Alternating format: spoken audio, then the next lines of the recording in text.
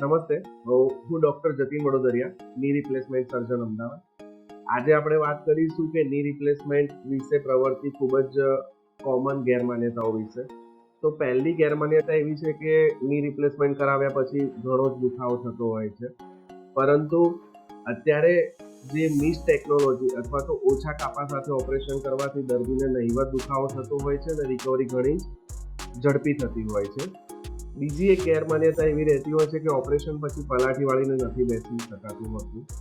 પણ ના, એવું નથી. જો તમે તમારું વજન ઓછું હોય, તમારા મસલ મજબૂત હોય અને જો તમે હાઈ ફ્લેક્સ જોઈન્ટ નખાવીશું તો તમે ચોક્કસથી પલાઠી વાળીને બેસી શકો છો. ત્રીજી માન્યતા એવી હોય છે કે ઓપરેશન પછી ઘૂંટણનો સાંધો નબળો પડી જાય છે. પણ ના, એવું નથી હોતું. આજુબાજુના મસલ અને માંસપેશીઓને મજબૂત કરવા માટે યોગ્ય કસરત કરવામાં આવે તો એ સાંધાની મજબૂતાઈ ચોક્કસથી વધતી હોય છે. તો ગેરમાન્યતાઓ વિશે ના વિચારીને યોગ્ય સમયે ઘૂંટણની સારવાર કરાવીશું તો ચોક્કસથી ઘૂંટણના ઘસારામાં લાભ મળે.